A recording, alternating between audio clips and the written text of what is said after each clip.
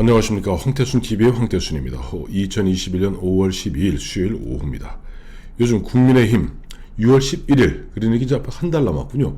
6월 11일 전당대회를 통해서 새로운 당대표를 뽑게 되어 있습니다만은 국민의힘 보니까 아주 야말로 정치 평론을 하는 입장에서 또 유권자의 한 사람으로서 참 재밌습니다. 보니까 이준석, 김웅, 김웅은 홍준표를 갖다 드립다 까고, 다음에 이준석은 지금 주호영 전 원내대표하고 거의 머리끄댕이 싸움 하다시피 하고 있습니다.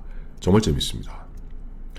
자, 보니까 이준석 전 최고위원이죠. 이준석 전 최고위원 같은 경우 주호영 의원하고 서로 뒷산에 올랐느니 에베레스트 산을 가느니 하여튼 말 갖고 말장난들 열심히들 하고 있는데, 어쨌든 주호영 지금 오선에 주호영 원내대표로 봐서, 전 원내대표로 봐서는 억장이 막힐 일이겠죠. 보니까 이제 이준석 씨가 자기를 갖다 여론조사하면 월등하게 앞서 나가는 가운데 마치 조롱하듯이 아저씨 경험 얘기하는 거는 아저씨 같은 생각이고요 라고 그야말로 염장을 콱콱 질러대니 주호영 의원 같은 경우는 좀 어디 가서 하소연도 못하고 가슴이 답답하겠습니다. 어쨌든 오늘 오전에 발표된 쿠키뉴스의 의뢰에 의해서 한길리서치, 굉장히 유명한 곳이죠. 한길리서치가 전국의 1000명을 갖다 대상으로 여론조사를 했습니다. 그랬더니 나경원이 1등으로 나왔어요. 나경원 15.9, 이준석 13.1, 주호영이 3등으로 7.5, 4등이 김웅 6.1, 홍문표가 5.5, 조경태가 2.5, 권영세가 2.2, 윤영석 2.1, 조혜진 2.1. 그러니까 지금 6월 11일 당대표 선출하는데 하나, 둘, 셋, 넷, 다여, 일곱, 여덟, 9명.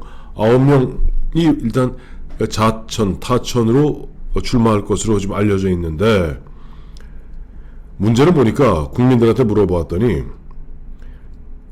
무응답이 43.1입니다. 저는 이거 보면서 한길리서치도 이런 여론조사 못하겠나 하는 생각을 하게 돼요. 지금 이번 여론조사의 핵심은, 응답자 여러분, 당신은 이번에 야당인 국민의힘 당대표로 누가 되었으면 좋겠습니까? 하고 물어본 겁니다. 그런데 1등인 나경원이 15.9고 모르겠다, 무응답이 43.1이면 과연 1000명 중에 430명이 난 모르겠다라고 이야기한 것이 어느 정도 의미가 있는지 전 잘 모르겠어요. 늘 말씀드리는 이야기지만 여론조사 왔을 때 끝까지 응답하는 것은 어마어마한 정치적인 관심을 가진 사람이 아니면 불가능한 일입니다. 내가 내 먹고 사는 일도 아닌데 그거 갖다가 5분 가까이 거기에 응답하기가 쉽습니까? 근데 갑자기 결정적으로 누가 국민의힘 대표로 적합하다고 생각하십니까? 물어봤을 때 갑자기 꼬리를 말아버리는 그런 응답이라면 사실 응답으로서 큰 가치는 없다고 봐야겠죠. 그러나 그럼에도 불구하고 어쨌든 나경원, 이준석, 주호영, 김웅 순으로 지금 1, 2, 3, 4위가 정해진 것만은 사실입니다. 이러다 보니까 이준석 씨 같은 경우는 의기양양하게 주호영 전 원내대표를 갖다가 흔한 이야기로 갖고 놀고 있죠.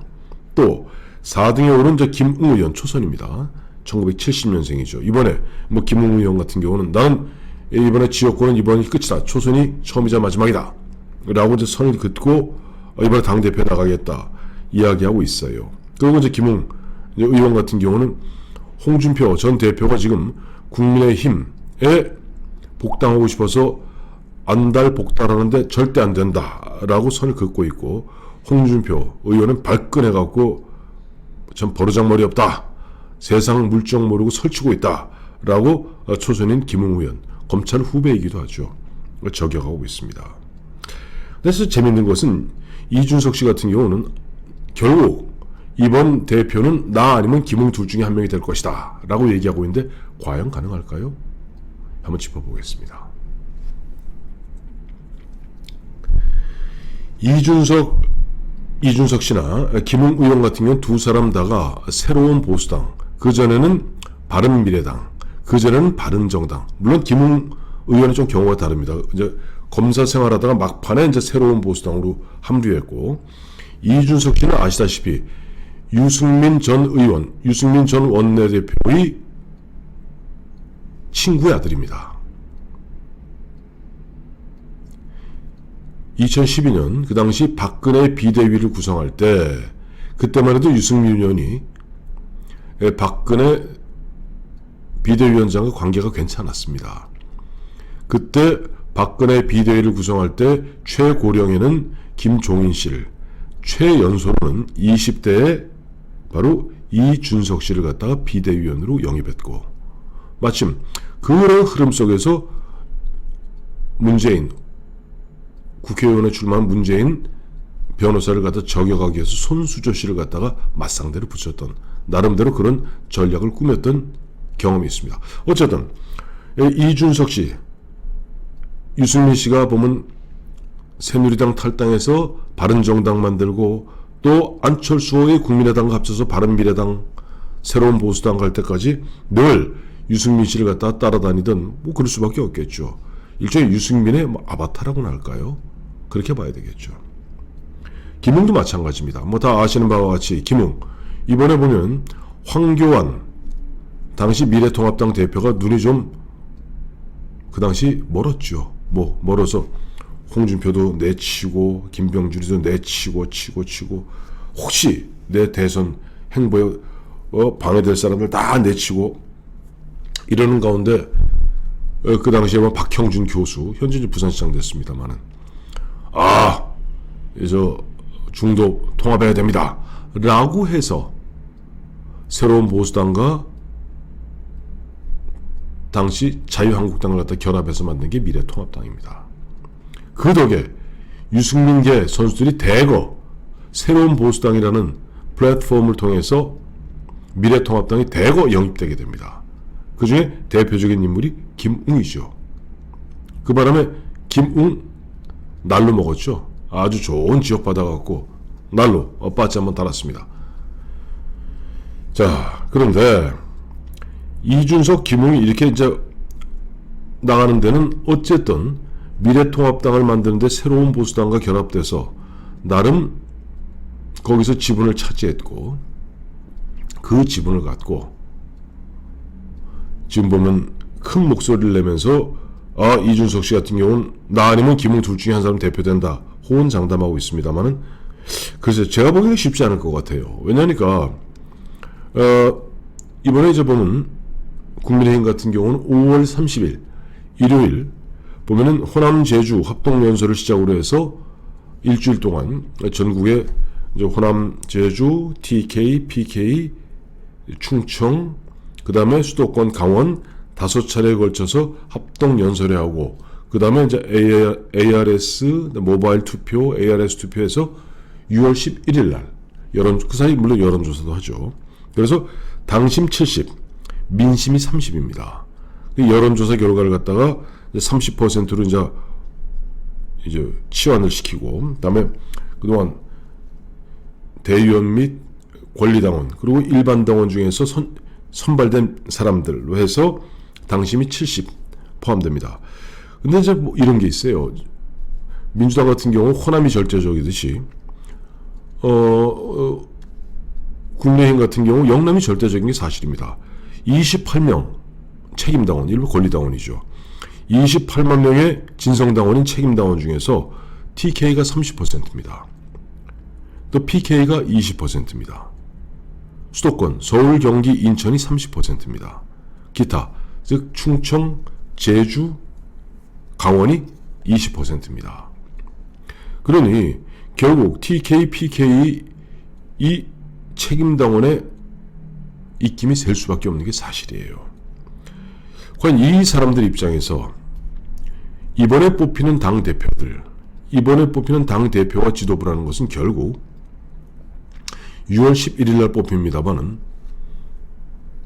11월 초로 예상되고 있는 대통령 후보 선출 때까지 나름대로 후보를 키우고 홍준표를 갖다 복당시키는 문제를 갖다가 나이스하게 마무리하고, 또 안철수와 통합, 합당 문제를 나이스하게 마무리하고 윤석열을 갖다가 적절한 시점에 가장 몸값이 좋고 가장 국민들에게 인기 있을 그 무렵에 데리고 와서 이 당에 도움이 될 수 있도록 그와 같은 일을 해야 될, 나름 자기 정치보다는 자기 희생을 갖다가 해야 될 당 대표, 당 지도부를 갖다가 뽑아야 된다고 생각할 겁니다.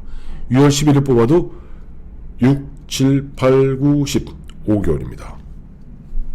5개월 중에 한 2달은 나중에 이제 대선 경선이 벌어지니까 요 석 달 동안에 앞서 말씀드렸던 복당 문제, 안철수와의 통합 문제, 또 윤석열의 어떤 보면 윤석열을 갖다 가장 멋지게 흡수하는 문제, 그러면서 또 전열을 갖다 정비하는 문제, 그런 가운데 자연스럽게 11월 초에 대통령 후보를 선출하는, 그리고 대통령 후보를 선출하고 난다면 제가 늘 말씀드리지만 그때부터는 대통령 후보가 당대표의 우선에서 모든 당무를 관장하게 됩니다.